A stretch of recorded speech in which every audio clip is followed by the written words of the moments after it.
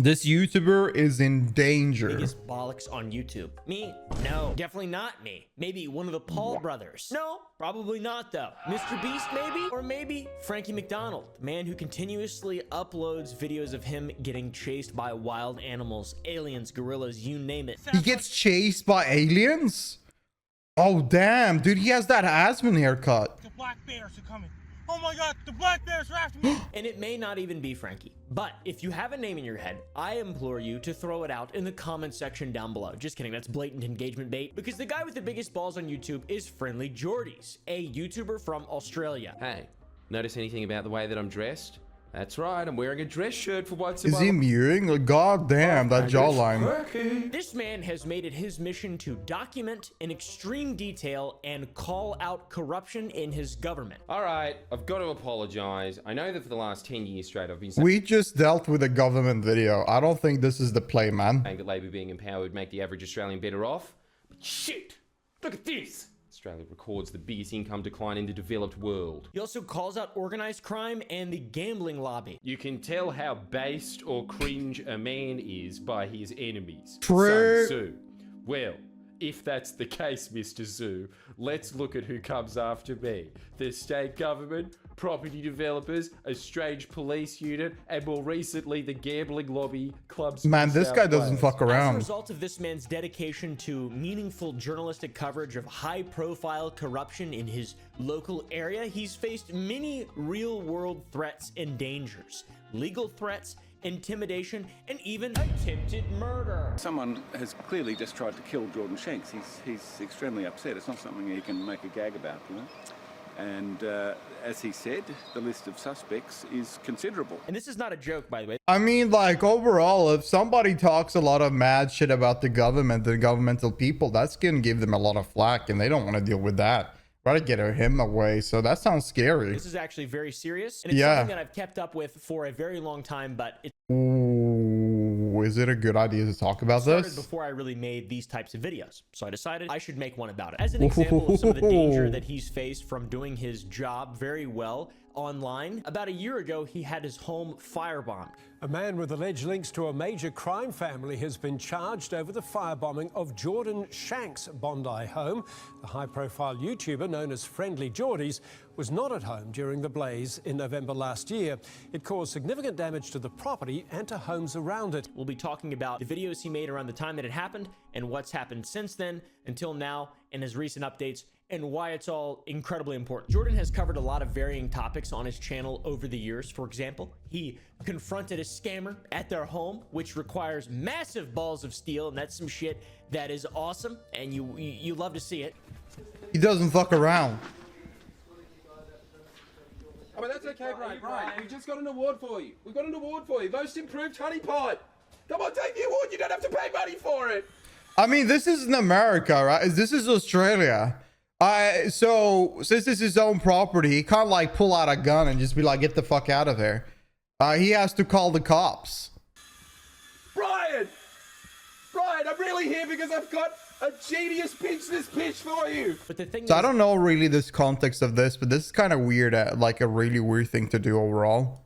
gained him the most notoriety over the last year or so, and the reason that we're talking about him today is his historic battle with corruption and his coverage of it in the government of New South Wales, which is That a doesn't- place in Australia, and particularly his battle with the former deputy premier of New South Wales, a fellow by the name of John Barilaro. John Barilaro. The examples of the former deputy premier's corruption are... I think he was a crypto guy, so he scammed for crypto. I mean, if you scam with crypto, I don't know, you deserve shit. But like, I don't know. I feel like it's really weird. I don't know. Like, it's really hard to like say what you think about somebody that has done something so stupid as scamming people for crypto. Like, you're taking the money of people, like, just generally, and it's really, really bad. But like going to somebody's home and keep harassing them, I don't know. I don't think that's great at all. Like, I feel like that should just be a case that's sorted by like court or something like that instead. extensive. Check this out. It kind of begins with videos I was making about the insane land clearing rates in New South Wales because of the actions of John Barilaro's government. Led by Premier Gladys Berejiklian, we had an increase in land clearing rates by over 1,300%, making Australia the only developed nation having a global deforestation hotspot next to its name, and putting koalas on track for extinction by 2050. The former Deputy Premier John and his father also stole a club before entering politics. An absolutely insane story. John became increasingly agitated by the videos we were making. One in particular seemed to really bother the Barilaro family. It was called The Italian Job. That was released in November of 2020. It was an expose that detailed how John and his dad, before politics, became the directors of their local Italian club. They then racked up a bunch of unsecured debt, and as directors sold the clubhouse property for pennies to a company they directed and owned shares in, thus becoming the landlords. They then jacked up the rent against themselves, forcing the Italian club to go defunct and leaving them with the property as directors of the club they had already sold to themselves. This shit should be illegal. Later, they sold that property, formerly owned by the Italian community, to developers, making a $700,000 profit. How did John Barilaro respond to Jordy with all this unwelcome attention? He called him racist. Classic, man. Oh, what the f***? She's never even personally killed one koala. The one she backed over was an accident, bruh. Oh my god, what'd you call a koala killer? What the f***, somebody hadn't seen a koala? Where's the f***ing DNA evidence, bruh? Still gets loved to this day, one of the classics. Then one morning, we got calls from sources in New South Wales. I love how cheeky this guy looks. I love this guy. Very shitty at that video, huffing and puffing, claiming that the impression was racist. Jordan's response to John's accusation of him being racist was amazing, as you could probably imagine. He pointed out that John didn't even use his real name, which is Giovanni Dominic Barilaro. Instead, he goes by John. Willing to change his entire identity, right down to his name. Surely distressing his inner child who would wonder, Hey, Giovanni, what's the matter? You're not talking with your accent no more.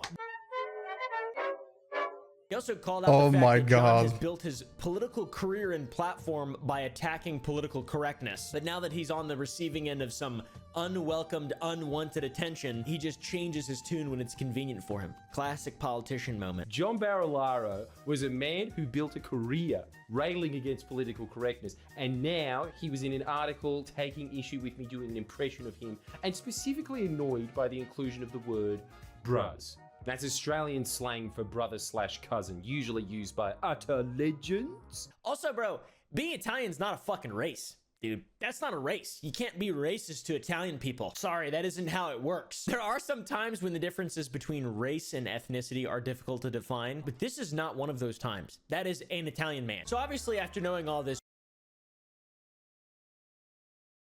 Huh? I mean, like, if you're thinking about this, like, what the hell are we talking about? I mean, you know what? I get what he says, and I kind of agree. Like, ethnicity and race, like, people don't focus on these things, but you can be racist toward an Italian. I mean, but I don't know about if you're a white guy, like, if you're Australian and you're racist toward an Italian, I don't know if you're racist really then. I don't know. It's about just talking about ethnicity, and you're just, like, degrading their ethnicity or their looks, I guess. Degrading them as a person itself. Could not back down now that he'd begun engaging with Barilaro. Do you remember the Ashley Madison data breach that resulted from a hacker group obtaining user data? Well, that's a part of this. Yes, Ashley Madison, the dating website that caters to... Oh, I don't know about this, dude. This is a wild website. I found out about this very recently. I think this website is dedicated... affairs and discreet marriage dating. This website is a dating website for people that are already married that wish to cheat. It's literally a dating website focused on cheating. And a lot of people use this. Like, what kind of world is this? What? Base? Man, come on. Dude. People looking to have an affair. If you haven't heard of the Ashley Madison, are you looking for an affair now? Look no further, because this place, everybody want to have an affair. Definitely would look into it because it was pretty. This must be some kink shit. In a lot of divorces and a lot of just I bet. People getting upset. Now, if you don't see where this is going, Jordan discovered that John Barilaro had signed up for Ashley Madison. Perhaps the most interesting part about this Ashley Madison account is the username. Ooh. Creating an Ashley Madison account, you're going to want a powerful username. Bro, I love this guy. He's so fucking cheeky. I love this dude. A username that demonstrates you're not f***ing around. You're on this website to satisfy your carnal urges, and this account has a username that truly screams that and more rare. I'm sorry, I don't know what else to say because I'm building up to let you guys know possibly the funniest thing we've ever discovered at Friendly Jordies, and it feels like a waste to give it to you so quickly. I have to build suspense. So again, I will say this is the username for an Ashley Madison account linked to the ex-Deputy Premier's old email address. You ready? Hang on. There we go. The username for the account is 3. Who could it be? 1.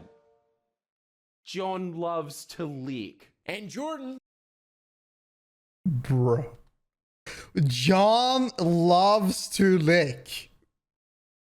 God damn. As you could probably even imagine on top of that, he called him to ask about it. Well, you probably couldn't fucking imagine that because that's ridiculous. Hello, John speaking. I could imagine that because this guy, I don't know. This guy is something else. He's something. What is this shirt?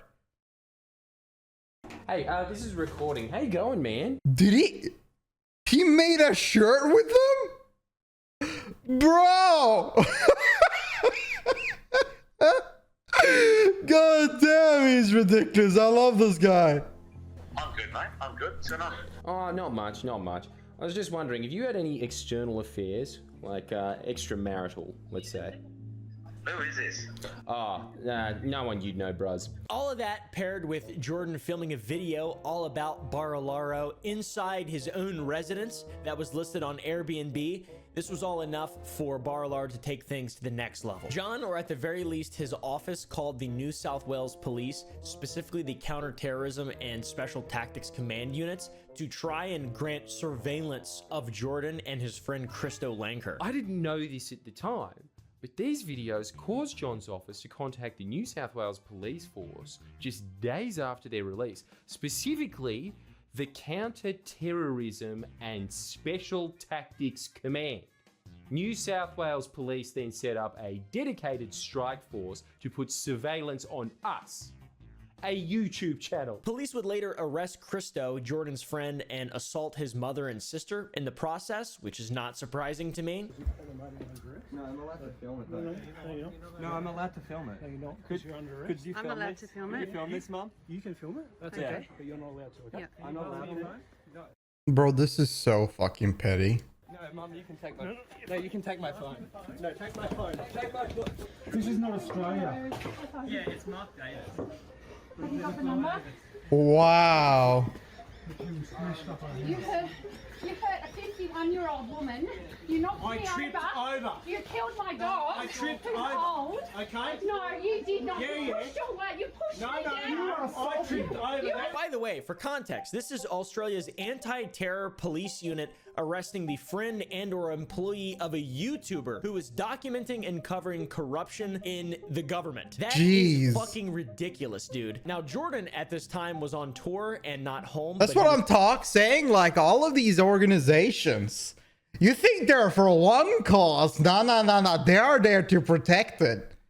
Fuck, it's so ridiculous. The police did in fact show up to his house, and he had his lawyer call the police, who initially denied that it ever happened. Who knows, if he was there, they would have fucking probably taken him in. Probably would have stuffed and cuffed him. Jordan also had his lawyer Mark call the police department, who initially denied that they ever showed up to his house until the lawyer provided specific times in which they did. So I get my lawyer Mark to call up the police, who at first deny that there was any visit at all, and only after Mark quotes it seems like this lawyer needs to be replaced. Time and date does he get transferred to the Counter-Terrorism and Special Tactics Command, specifically the Fixated Persons Unit, a unit set up in the wake of a deadly siege in the centre of Sydney. Basically, this unit's MO is to stop lone wolf terrorists. And they informed Jordan's lawyer that they were there to arrest him.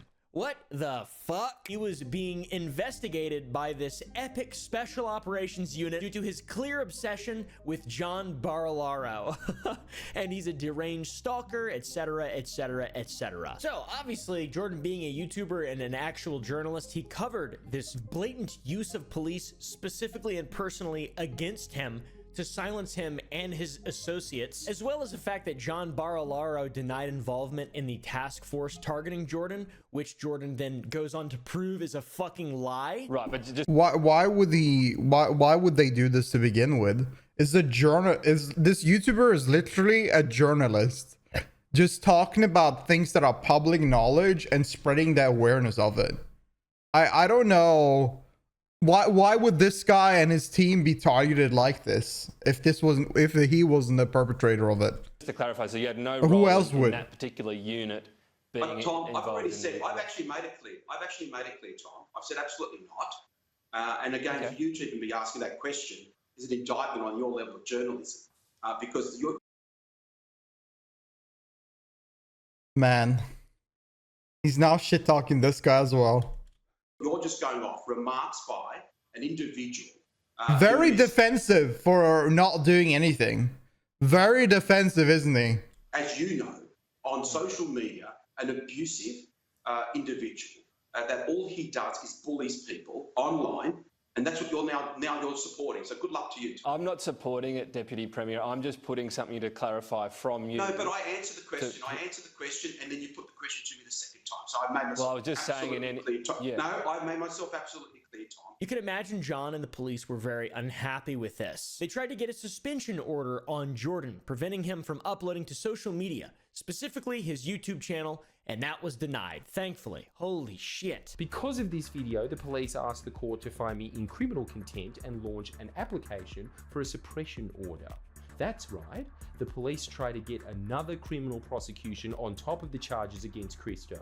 Thankfully, it doesn't go so well for the cops. They end up withdrawing the application and paying both Christo and my legal costs of over $20,000. Easy. But Christo's criminal charges still hang over him, and my defo case is still ongoing. In the midst of all this, as you can that probably sucks. also easily imagine, there was an ongoing defamation case in which John Barilaro was accusing Jordan of being defamatory, which doesn't make any sense, because when you're saying something that's true, it's not defamatory. The lawsuit, by the way, John had to find out from a news report that was publicized before he was even ever served papers. I don't know how the justice system works in Australia, but apparently not that well. Jordan had to actually go to the office of Barilaro's lawyer to get the papers. We are on the elevator up to Mark O'Brien Legal to ask to be served because it's been a week exactly, and the press knows all about what I've done wrong, but I don't. Let's find out. Oh, you're a big man, Paul. Thanks so much. I serve you here with the originating application, the statement of claim and getting the steps. Oh, thanks so much. And Now, around this time, John Barilaro announces his intention to resign from office, citing the bullying he received from Jordan and Google by extension for allowing Jordan's... I feel like whenever you're a politician like this and you're a public politician, you should be expecting criticism. Definitely if you're doing something illegal and sketchy, baby. I mean, you should expect to get like a shit from left and right. This is one guy. Imagine if you had like 100 of these or 1,000 of these people. Like, that's what you should assume as a politician will be the case. That have multiple different parties that will be attacking you for everything you do. Videos to remain on their platform. I got bullied online. Just look away from the screen. Why are you mad? That I have to defend myself from vile and racist attacks in a social setting, in a social media Racist setting. attacks. At this point, we've covered about half of the events that are leading up to the firebomb. Half of the events in the video on Jordan's channel titled Who Firebombed Friendly Jordies. It's worth a watch of his original video. Needless to say, Jordan was doing an excellent job laying the groundwork and clarity of John Barilaro's corruption. Pretty obvious if you watch all the videos, and it's difficult to disprove, especially when you can't just use the police to threaten and harass someone. Maybe that's because it's true. On top of all that, John also laid some of the groundwork for John's potential inclination to violence after attacking a cameraman while being investigated for taking that high-paying job I talked about at the New York Trade Commissioner. In a confrontation with the Channel 7 cameraman Saturday night, Barilaro was at the wharf at Manly at a bar with his partner and his former chief of staff when the cameraman sought to film them leaving. Police are now looking at the matter. Man, I wish we had government more like this. Just fighting people, getting roasted by YouTubers. You could expose... Imagine if Biden and Trump just got in the ring, man. That would be insane. Have you seen that politician that are like a wizard with a boot on top of his head? Dude, imagine if he just gets into like a ring with some kind of the guy he's debating against. That would be insane. All you want. Vermin Supreme, that's him. That's him. Yeah. Who's this guy? In the span of Wait. They don't even respond. They don't care. Any comments on the alleged allegation of your connection with Jeffrey Epstein? He knows. He knows. Look at his face, dude. He knows exactly. He doesn't have to say a word. His face says it all. All right? His face says it fucking all. Dude, come on. The reason why politicians and people in America don't say anything is because they are heavily advocated by their lawyers to say not a single word. And that's what gets you somewhere, by not commenting on anything. So it has to be a really small question that they actually bother commenting on. In the span of 1 week, there were 2 separate firebombing incidents in Jordan's neighborhood. The first incident was the I'm not gonna fight you in a debate. Let's go take it in the ring, G. Oh, dude, I would be more interested in politics if that was the case, baby. Of Jordan's neighbor's house, which was thankfully able to be put out quite quickly. But later in the week, Jordan's house was firebombed while he was not home. Yeah, the guy who wants everyone to have an identification pony. Interesting guy.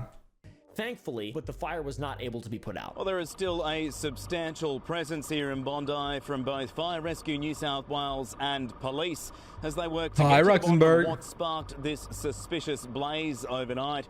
It was just after midnight when a fire ripped through this home here on Wilga Street. It began on a front balcony and forced the evacuation of neighbouring homes. Luckily, everyone getting out okay. Right after the firebombing happened, Jordan put out a video titled, "My house was firebombed," as one might do after their house is firebombed. My house was burned down to some degree. I don't know. I haven't seen it yet because I just came back from it. Probably better than the So current we're gonna go now and parties. look at the damage. Current too. Yeah, it looks like it was some heavy hitters. So the firebombing in the I Was Firebombed video happened months before the Who Firebombed Friendly Jordies video. In that video, which we've been covering up until this point, that's when he condenses a lot of his investigations into John into one succinct source that we can all extract from and formulate our own opinions. He never accuses John Barilaro of being the one to firebomb him. He clearly states that early in the video, he's not alleging anything. And he lays out the fact that it is quite a jump to go from attacking a cameraman to firebombing someone's home. Yeah. That is It could just be a radical fan.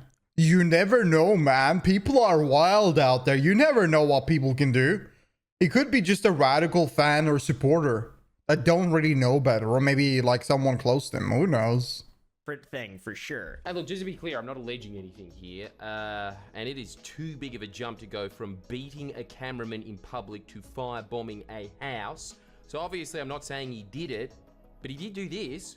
Wailed on a cameraman. Now, towards the end of the Who Firebombed Friendly Jordies video, in a section that we haven't even mentioned or talked about at all yet, I've alluded to organized crime a couple times. One of the many jobs, lucrative jobs, that John had lined up for himself after he resigned as the deputy premier, whatever the fuck that means, by the way. He showed that John Barilaro had set himself up to become the executive director for a company called Coronation Properties. Now, Coronation Properties has very serious ties, according to Jordan, to one of the most violent organized crime gangs in Australia's history. Interesting. The Alameddine crime family. They sound nice. In August last year, we released an investigation into this developer, which detailed never before published links between them and one of the most violent crime organizations in all of Australian history, the Alameddine crime family. who are in no way suspects in the firebombing. No, not them. I'm sure they all have very credible alibis. Honestly, at this point, if I were Jordan, I wouldn't talk about it anymore. I would Organized stop crime there. People are scary. I'm gonna be honest. Have you guys ever thought about how If you start mentioning like some kind of mafia family or an organization that are known to be a little bit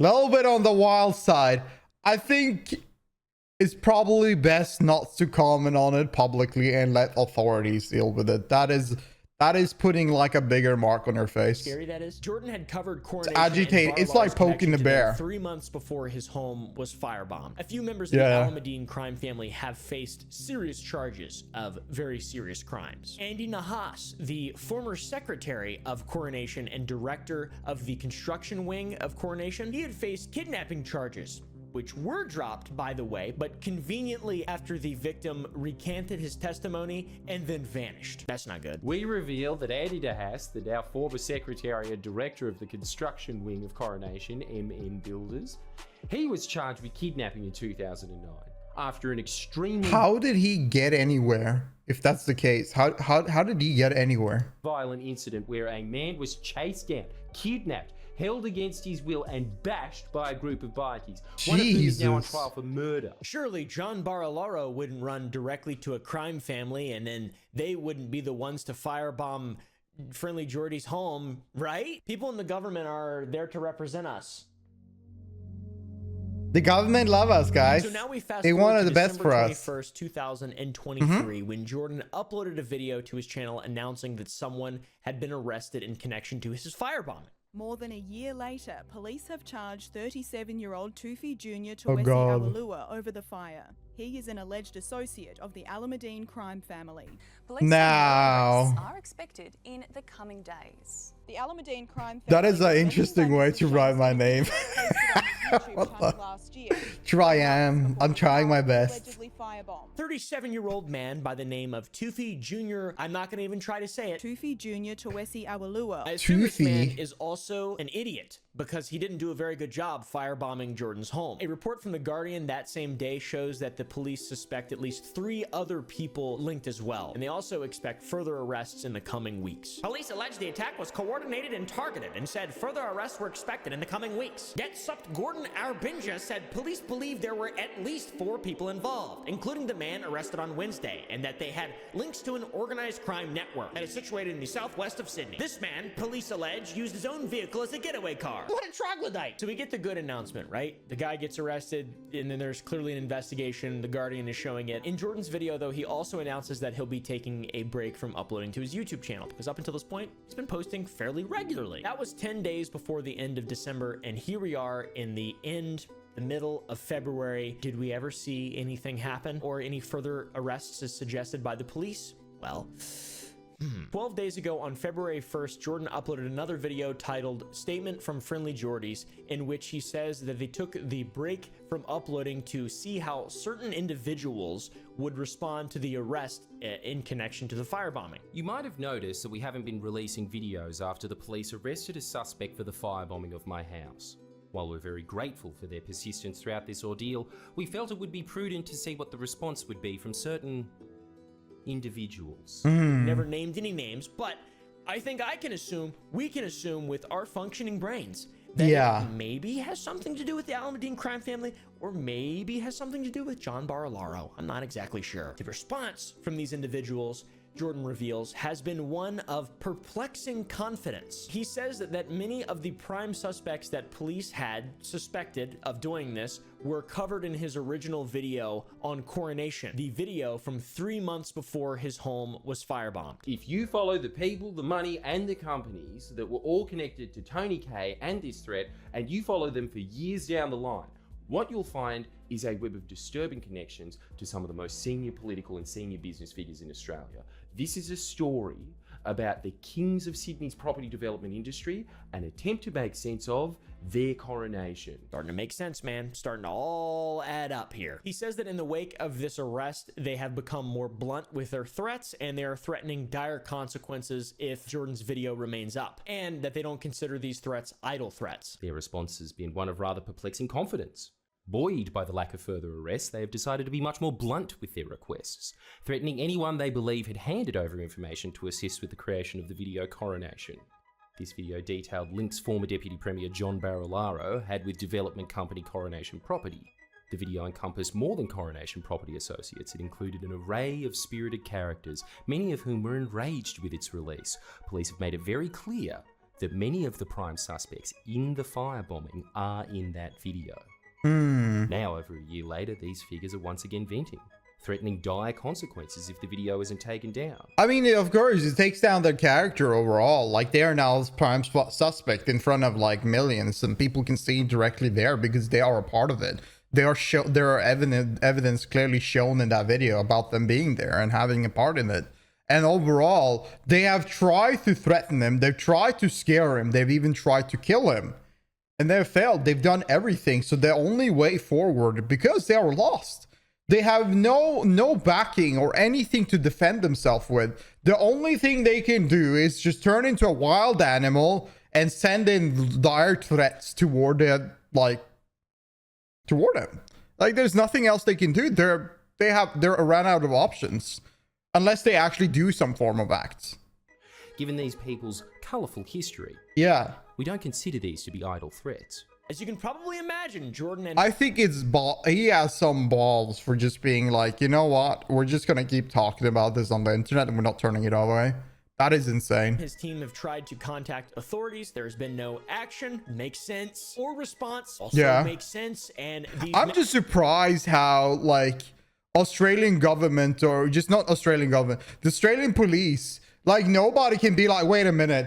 Wait a goddamn minute. There's something wrong happening here. Maybe we should take a look at this investigation or take a look at what's going on and perhaps arrest these people because there's so much evidence from them that they are doing something illegal. And are behaving as though they are above the law. Maybe because they quite literally are. And the lack of action from law enforcement has led Jordan to believe that they might be above the law, which would make sense. I mean, it seems like it, yeah. Pretty classic stuff here. Naturally, we contacted the appropriate authorities, but it appears these men have engulfed the state in a state of fear.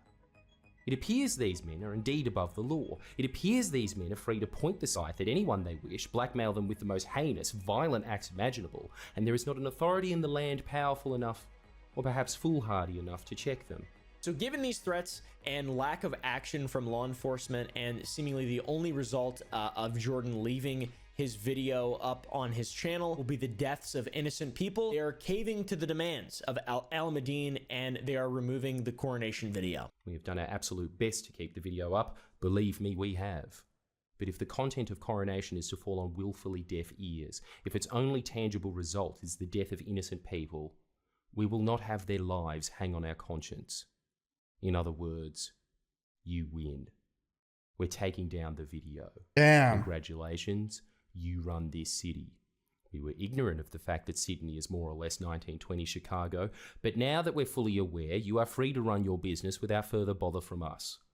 Sorry for the inconvenience. He then tells them that they win, they run Sydney, and Sydney is essentially 1920s Chicago, where gangs run things, Al Capone style. Through all this language that he's using, you can absolutely tell that it's a begrudging decision, and it's not one that I feel like, knowing Jordan's character a little bit over the years of following this, this is not something that I would see him ever doing. So it's clearly a massive threat and a massive problem, and you can tell that he is just incredibly frustrated with the lack of accountability and reliability in the Australian justice system. Jordan in the video further laments by again calling out the Australian media, who are supposedly supposed to be the voice of the people, touting public interest, but we all know that's a fucking joke. Media, it's part they of don't an give a establishment. shit. There's nothing that can be done.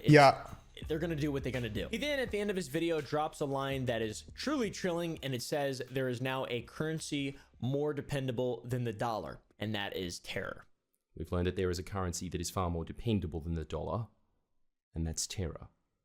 We have a huge problem with organized crime in America, but it is just our government. Any outlaw regime that has ties to terrorist groups and seeks or possesses weapons of mass destruction is a grave danger to the civilized world. The Al-Madeen family...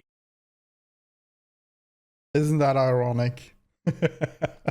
does seem to be untouchable, and I think that was the true purpose of Jordan's original coronation video. He used the example of the connection between coronation to Alameddine and then the later hiring of John Barilaro, a former deputy premier, like one of the most powerful men in all the land. He had an executive role at a company run by organized crime freaks. So it's wild, man. They got away with kidnapping, they got away with murder, and they also got away with firebombing a reporter. There's a lot of that is insane around the place, but this is absolutely by far the worst that I've seen in the modern era that has been so just like cut and dry covered. It's crazy. It's scary, dude. I hope for Jordan's safety that this all goes well for him. He's on tour, by the way, so you know, hopefully that all ends well. Holy shit.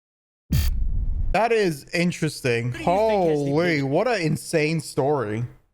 I'm gonna just say it right now again. This guy, god damn the balls on this dude. A smart decision to take it down. He's tried his best. He's done everything he possibly can. But no matter what he does, spreading this information is not gonna do anything. He realizes that there are no changes gonna be happening and they can do whatever the fuck they want.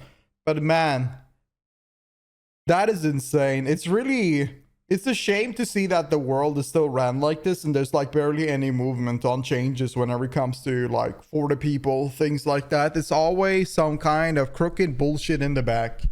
Politics are just nonsense in the end of the day. Man, what a good ass video though. That was a really good video. As an Aussie, the Jordan is an absolute national treasure. Oh, I bet. It's probably a shame for a lot of people that live there. Yeah. That was crazy. That was actually crazy. Hi. Thank you so much for watching. If you enjoyed this video, please like the video and subscribe. I'll post videos nearly every day, so if you want to watch any more reactions, feel free to subscribe and I'll see you there.